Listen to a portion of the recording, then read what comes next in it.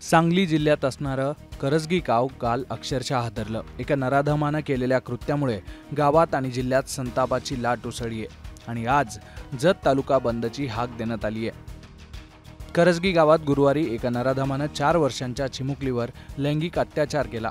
नराधम एवढ्यावरच थांबला नाही तर त्यानं चिमुकलीचा खूनही केला।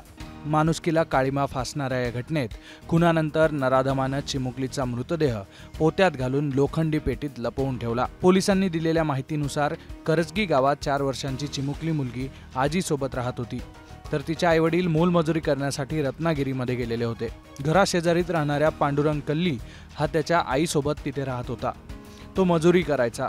आपल्या घरासमोर बदाम खाण्यासाठी आलेल्या या चिमुकलीला पांडुरंगने पत्र्याच्या शेडमध्ये घेऊन जात तिच्यावर लैंगिक अत्याचार करून खून केला आणि मृतदेह पेटीत लपवून ठेवला। घटनास्थळी पोलीस दाखल झाल्यानंतर शेजाऱ्यांनी चिमुकलीला शेवटी पांडुरंग सोबतच पाहिल्याचं सांगितलं। यावेळी पोलिसांनी पांडुरंगला पोलीस ठाण्यात घेऊन जात अटक केली।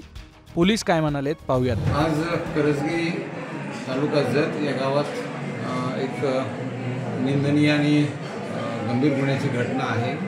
याच्यामध्ये एक अल्पवयीन मुलीची हत्या झाल्याचं आम्हाला माहिती मिळाली। त्यानुसार पोलीस स्टेशन उमदी येथील प्रभारी श्री संदीप कांबळे तात्काळ गावामध्ये आले। त्यांनी मुलीचा शोध सुरू केला असता मुलीची डेड बॉडी आढळून आली आणि त्यामध्ये जे संशयित व्यक्ती आहे त्याला पोलिसांनी तात्काळ त्या ठिकाणी ताब्यात घेतलं। त्यानंतर मुलीचं पोस्टमॉर्टम करण्याकामी ती बॉडी शासकीय रुग्णालय इथं पाठवण्यात आली आणि त्यावर जे डॉक्टर अभिप्राय देतील त्यानुसार पुढील कारवाई आम्ही करू।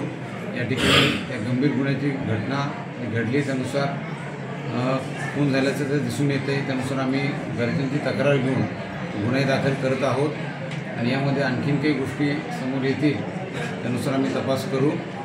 पुरावे प्राथमिकदृष्ट्या जे आम्हाला घटनास्थळावर मिळत आहेत आणि अधिकचे पुरावे आम्ही तपासात घेऊ आणि लवकरात लवकर या गुन्ह्याचा तपास संपवून आम्ही ते दोषारोपपत्र मान्य कोर्टासमोर ठेवू। सर आता सध्याला असं जनतेमध्ये चर्चा चालू आहे की पोरीवर बलात्कार झाला म्हणजे असं काय घटना घडल्यानंतर जे जनतामध्ये आक्रोश जे निर्माण झाला आहे त्याबाबत पोलीस यंत्रणा ह्याकडे कसं बघणार?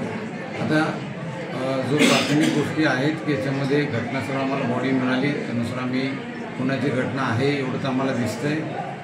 डॉक्टर यामध्ये काय त्यांचा अभिप्राय देतात, पोस्टमॉर्टम होईल आणि डॉक्टर जे अभिप्राय देतील त्यानुसार आम्हाला अधिकच्या गोष्टी कळतील आणि त्यानुसार आम्ही तपासाची दिशा ठरवू।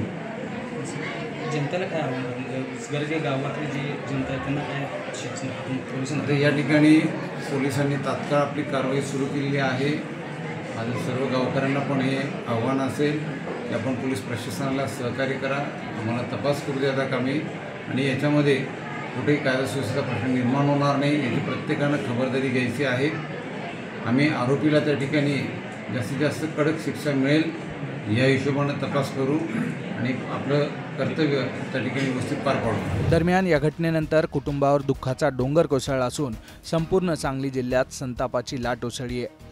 ब्युरो रिपोर्ट सुधीर काकडे, मुंबई तक।